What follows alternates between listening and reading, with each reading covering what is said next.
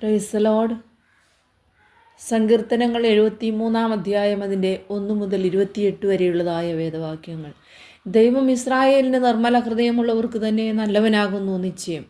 എന്നാൽ എൻ്റെ കാലുകൾ ഏകദേശം ഇടറി, എൻ്റെ കാലടികൾ ഏറെക്കുറെ വഴുതിപ്പോയി. ദുഷ്ടന്മാരുടെ സൗഖ്യം കണ്ടിട്ട് എനിക്ക് അഹങ്കാരികളോട് അസൂയ തോന്നി. അവർക്ക് വേദന ഒട്ടുമില്ലല്ലോ. അവരുടെ ദേഹം തടിച്ചുരുണ്ടിരിക്കുന്നു. അവർ മർത്യരെ പോലെ കഷ്ടത്തിലാകുന്നില്ല, മറ്റു മനുഷ്യരെ പോലെ ബാധിക്കപ്പെടുന്നതുമില്ല.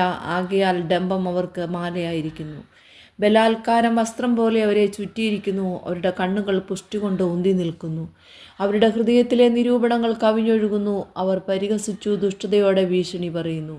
ഉന്നതഭാവത്തോടെ സംസാരിക്കുന്നു. അവർ വായ ആകാശത്തോളം ഉയർത്തുന്നു.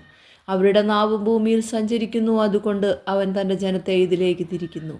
അവർ ധാരാളം വെള്ളം വലിച്ചു കുടിക്കുന്നു. ദൈവം എങ്ങനെ അറിയുന്നു? അത്യുന്നതിന് അറിവുണ്ടോ എന്ന് അവർ പറയുന്നു. ഇങ്ങനെയാകുന്നു ദുഷ്ടന്മാർ. അവർ നിത്യം സ്വസ്ഥത അനുഭവിച്ച് സമ്പത്ത് വർദ്ധിപ്പിക്കുന്നു. എന്നാൽ ഞാൻ എൻ്റെ ഹൃദയത്തെ ശുദ്ധീകരിച്ചതും എൻ്റെ കൈകളെ കുറ്റമില്ലായ്മയിൽ കഴുകിയതും വ്യർത്ഥമത്രേ. ഞാൻ ഇടവിടാതെ ബാധിതനായിരുന്നു, ഉഷസ് തോറും ദണ്ഡിക്കപ്പെട്ടുമിരുന്നു. ഞാനിങ്ങനെ സംസാരിപ്പാൻ വിചാരിച്ചെങ്കിൽ ഇതാ ഞാൻ നിൻ്റെ മക്കളുടെ തലമുറയോട് ദ്രോഹം ചെയ്യുമായിരുന്നു. ഞാനിത് ഗ്രഹിപ്പാൻ നിരൂപിച്ചപ്പോൾ എനിക്ക് പ്രയാസമായി തോന്നി.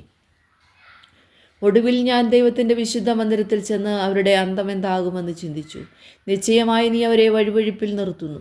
നീ അവരെ നാശത്തിൽ തള്ളിയിടുന്നു. എത്ര ക്ഷണത്തിൽ അവർ ശൂന്യമായി പോയി. അവർ മെരുൾച്ചകളാൽ അശേഷം ഒടിഞ്ഞു പോയിരിക്കുന്നു. ഉണരുമ്പോൾ ഒരു സ്വപ്നത്തെപ്പോലെ കർത്താവെ നീ ഉണരുമ്പോൾ അവരുടെ രൂപത്തെ തുച്ഛീകരിക്കും. ഇങ്ങനെ എൻ്റെ ഹൃദയം വ്യസനിക്കുകയും എൻ്റെ അന്തരംഗത്തിൽ കുത്തുകൊള്ളുകയും ചെയ്തപ്പോൾ ഞാൻ പൊട്ടനും ഒന്നും അറിയാത്തവനുമായിരുന്നു. നിൻ്റെ മുമ്പിൽ മൃഗം പോലെയായിരുന്നു. നിന്റെ മുമ്പിൽ മൃഗം പോലെയായിരുന്നു. എന്നിട്ടും ഞാൻ എപ്പോഴും നിന്റെ അടുക്കലിരിക്കുന്നു. നീ എന്നെ വലം കൈക്ക് പിടിച്ചിരിക്കുന്നു. നിന്റെ ആലോചനയാൽ നീ എന്നെ നടത്തും. പിന്നത്തേതിൽ മഹത്വത്തിലേക്ക് എന്നെ കൈക്കൊള്ളും. സ്വർഗത്തിൽ എനിക്ക് ആരുള്ളൂ? ഭൂമിയിലും നിന്നെയല്ലാതെ ഞാൻ ഒന്നും ആഗ്രഹിക്കുന്നില്ല. എൻ്റെ മാംസവും ഹൃദയവും ക്ഷയിച്ചു പോകുന്നു. ദൈവം എന്നേക്കും എൻ്റെ ഹൃദയത്തിൻ്റെ പാറയും എൻ്റെ ഓഹരിയുമാകുന്നു.